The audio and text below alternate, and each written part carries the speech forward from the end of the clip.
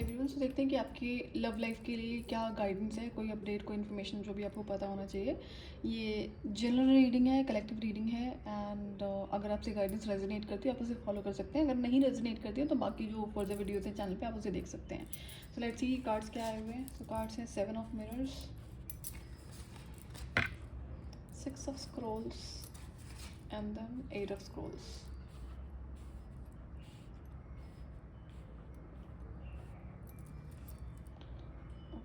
Falling fast,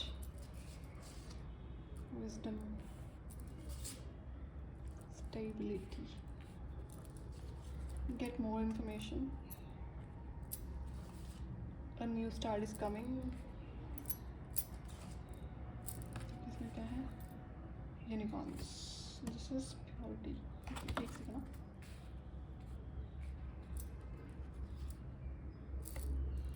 joy, guidance and then root circle। okay,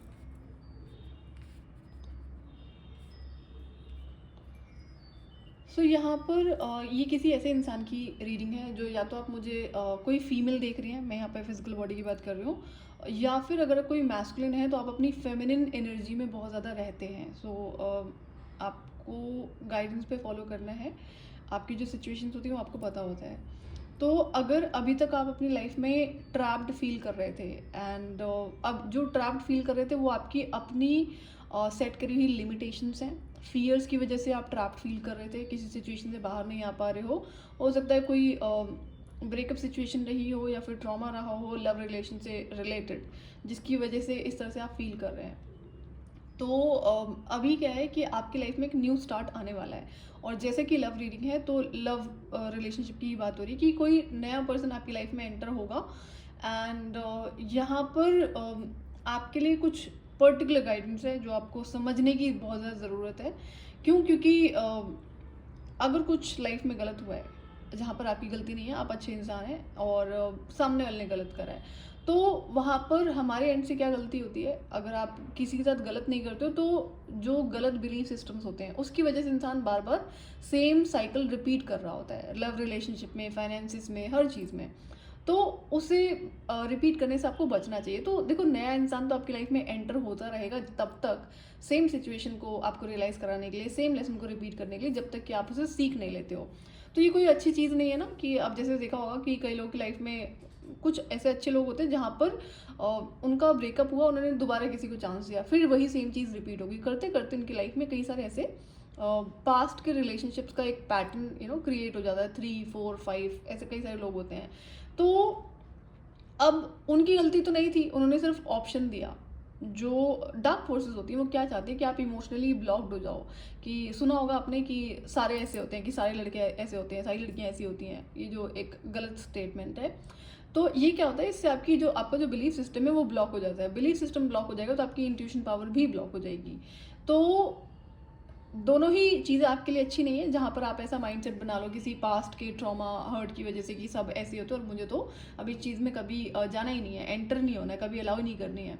तो ये भी गलत पैटर्न है लाइफ में, गलत बिलीफ सिस्टम का एक तरीका है, जिसकी वजह से इंसान की लाइफ में ऐसी सिचुएशंस क्रिएट हो जाती हैं।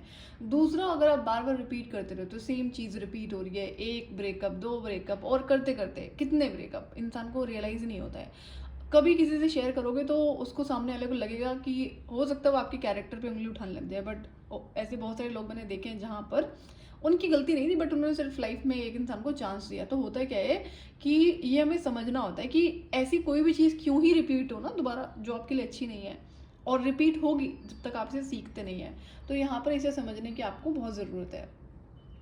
तो जो नया स्टार्ट आपकी लाइफ में आ रहा है, ये अगेन लव रिलेशनशिप में ही आ रहा है एंड पहले आपने क्या करा है, क्या आप खुद से इनिशिएट करते हो? आपको खुद से इनिशिएट नहीं करना है, किसी भी सिचुएशन में नहीं करना है। अगर आप फीमेल है तो बिल्कुल भी नहीं करना है। तो अब ये बात मेल फीमेल की नहीं होती, बट फीमेल्स की लाइफ में ज़्यादा बाउंड्रीज रिक्वायर्ड होती हैं। तो यहाँ पे आपके लिए गाइडेंस है, आपको देखना है कि आपने क्या गलतियाँ करी है, रिपीट क्या करा है, तो इस पर कंट्रोल लगाने की ज़रूरत है।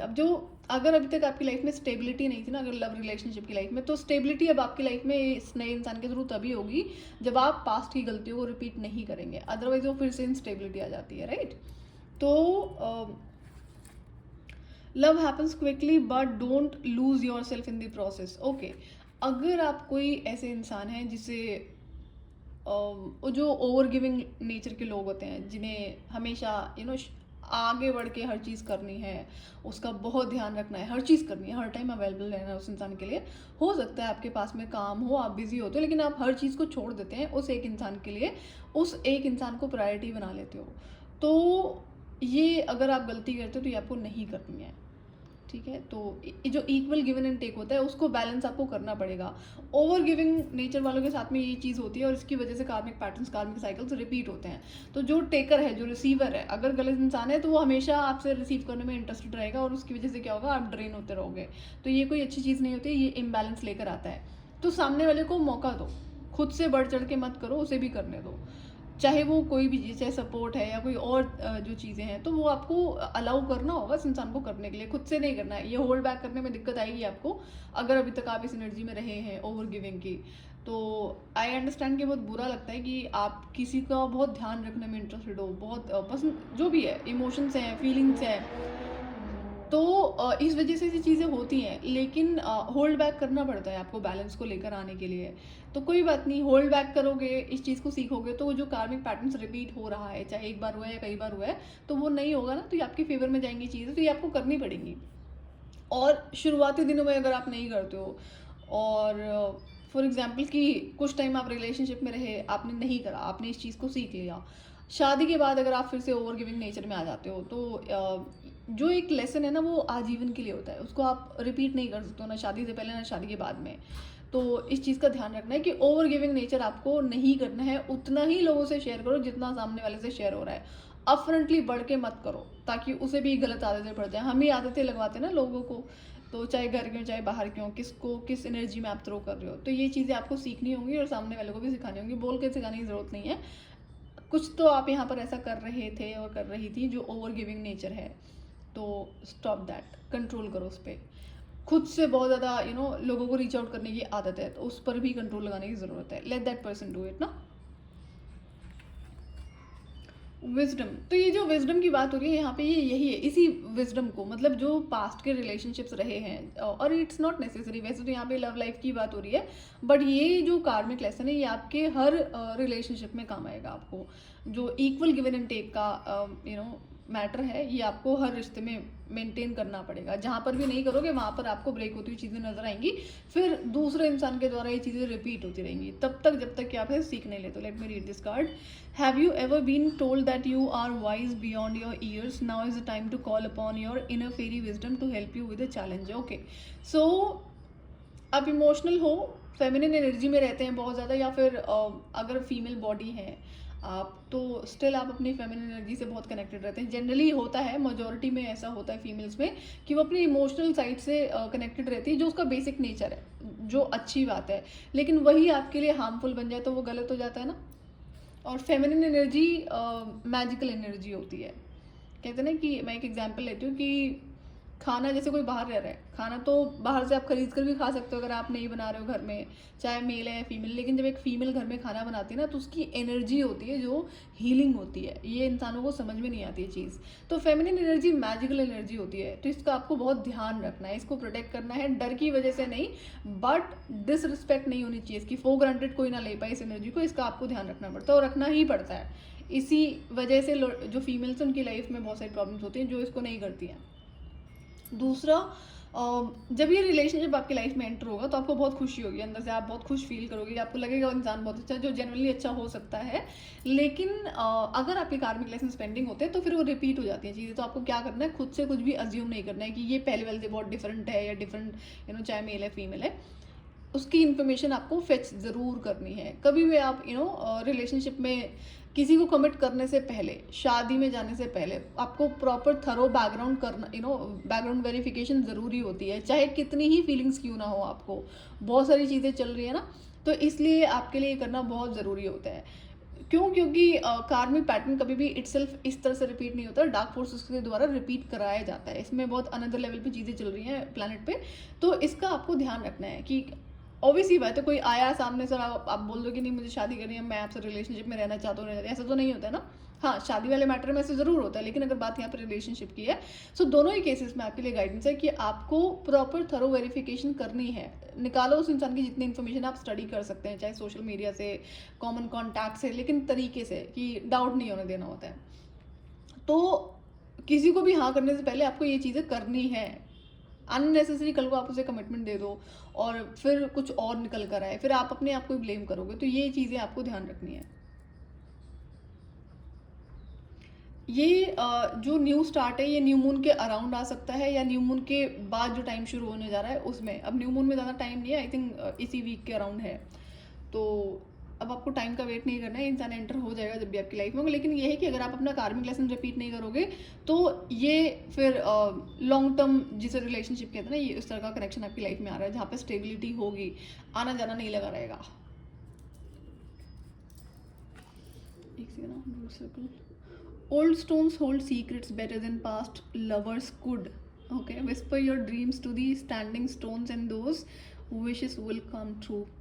Okay, place pink opal by the bed for peace and calm. Okay, so आप क्या कर सकते हो, आप यहाँ पे एक पर्टिकुलर क्रिस्टल आपको एडवाइस करा है, बट वैसे आप चाहो तो आप रोज क्वार्ट्ज को पहन लेना। रोज क्वार्ट्ज जो ब्रेसलेट आता है, जैसे मैंने पहन रखे हैं, आप रोज क्वार्ट्ज का ब्रेसलेट पहन लेना एनर्जी क्लेंस करके, और उसकी time to time energy cleansing आपको करनी होती है।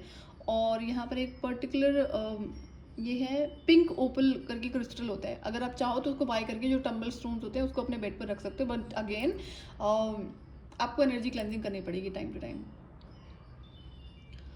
एक सेकेंड ना, pass lovers whisper your dreams to the standing. आपके लिए एक और गाइडेंस है कि connect to the magical powers. Magical powers में एक तो नेचर स्पिरिट है, उनसे आपको कनेक्ट करना है। दूसरा जैसे आप कहीं पे ना, बहुत आपको जो स्टोन्स होते हैं, कई बार स्टोन्स बहुत अट्रैक्ट करते हैं कुछ लोगों को, मुझे भी करते हैं, बट नॉट ऑल, कुछ कुछ होते हैं। तो कुछ भी कभी आपको ऐसे बहुत अट्रैक्टिव लगे ना स्टोन्स में या माउंटेन्स में, तो वहाँ पर आपको अपनी विश बोलनी है, एंड जब भी वो विश पूरी हो जाए तो ग्रैटिट्यूड ज़रूर शो करना है। कुछ यहाँ पे पर्टिकुलर चीज़ें हैं जो आपसे कनेक्टेड है। पास्ट के जो हमारे स्पिरिचुअल गिफ्ट होते हैं, पावर्स होती है, वो कनेक्ट करने की कोशिश यहाँ पे ज़रूर कर रही है। Let me read this card. Okay, I find joy in everything. तो यहाँ पे इसका मतलब है कि जो भी आपकी लाइफ में सिचुएशंस होती है ना, उसमें अगर आप उसको लर्न करना शुरू कर दोगे, रादर कि उसको ब्लेम करना कि मेरे साथ ही ऐसा क्यों हुआ, समझो ना वहाँ पे कि क्या लेसन है आपके लिए, तो इसमें आपको मज़ा आने लगेगा। You will find happiness in everything then. Joy springs from a sense of connection to the divine and is a quality which illuminates you. Your angel guidance is to cultivate this quality by seeking the divine in every situation. Look beyond the surface and seek the light in the heart of each person. Then you will become aware of wonder of creation and joy will ignite your life. Delight in everything for joy is a key to enlightenment enjoy life. Now अब इसके दो मतलब होते हैं, जैसे कि कई बार आपने सुना होगा कि सब में अच्छा देखो, सबको अच्छा समझो। ये गलत स्टेटमेंट है। जो जैसा है उसे वैसा ही देखो, जो जैसा है उसे वैसा ही समझो। एक्सेप्टेंस में रहोगे, भी सामने वाला इंसान अच्छा है तो अच्छा है, बुरा है तो बुरा है। बुरे इंसान को आप अच्छा समझने की कोशिश करोगे तो कार्मिक साइकिल फॉर्म हो जाएगा और रिपीट होता रहेगा।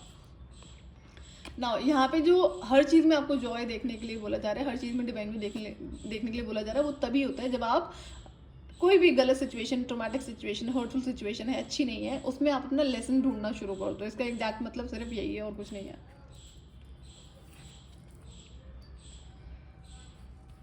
और आपको अगर आपके अंदर किसी तरह की इनसिक्योरिटी है किसी भी रीज़न की वजह से, उस पर काम करो। इनसिक्योरिटी क्यों है ना, ये पहले तो ये फाइंड आउट करना पड़ेगा, देन उसके ऊपर काम करो आप। अगर पास्ट रिलेशनशिप में किसी ने कुछ बोला आपको गिल्टी फील कराने के लिए, तो वो गलत इंसान का नेचर है ना, कभी अच्छे लोग ऐसा नहीं करते हैं। या फिर और किस तरह की इनसिक्योरिटीज है, उस पर आपको काम करना पड़ेगा। दूसरा, आपकी लाइफ में ऐसा कुछ टाइम शुरू होने जा रहा है जहाँ पर आपकी लाइफ में मल्टीपल ऑप्शंस होंगे, बहुत सारे ऑप्शंस और अपॉर्चुनिटीज़ होंगे। तो अगर कंफ्यूज्ड फील करो कि अभी बहुत सारे ऑप्शन आपके सामने हैं, किसको सिलेक्ट करा जाए, चाहे वो आपका करियर है या फिर लव लाइफ है, तो टेक योर टाइम। बहुत जल्दीबाजी नहीं करनी है, जल्दी किसी को हाँ नहीं कर देनी है। आपको प्रॉपर टाइम लेना है, अपने उसको ऑब्जर्व करना है। ऑब्जर्वेशन पर होगा तो कार्मिक साइकिल रिपीट नहीं होगा। कार्मिक साइकिल को रिपीट ना करने के लिए आपको एक्शंस रिक्वायर्ड होते हैं, लेकिन आपका जो ऑब्जर्वेशन है वो आपको हेल्प करता है कि पिछली चीज़ रिपीट हो रही है यहाँ पे या नहीं हो रही है। ध्यान दोगे, जैसे अगर कोई गलत इंसान होता है तो वो बहुत टाइम तक अपने मुखौटे को छुपा नहीं सकता है, चाहे मेल है चाहे फीमेल है, किसी भी एज का इंसान है। ऑब्जर्वेशन आपको हेल्प करेगी। तो ये थी गाइडेंस आपकी लव लाइफ के लिए, and I wish you all the best कि गलतियां नहीं करनी है। एक अच्छे इंसान की लाइफ में अच्छा इंसान डेफिनेटली आता है, लेकिन तभी जब आपने कार्मिक लेसन सीखे और आप बाउंड्रीज हैं आपकी लाइफ में, आप ओवर गिविंग नेचर में नहीं रहते हैं, आप गिवन एंड टेक को बैलेंस करते हैं। एंड ओवर गिविंग नेचर रहा है तो उसको होल्ड बैक करने में टाइम लगेगा, बट करो, सिखाओ खुद को। तो ये थी आपकी रीडिंग। अगर आपसे रेजोनेट करती है तो आप गाइडेंस को फॉलो कर सकते हैं, और अगर आप नए हैं चैनल पे तो आप आने वाली वीडियोस के लिए सब्सक्राइब कर सकते हैं चैनल को। Till then bye bye.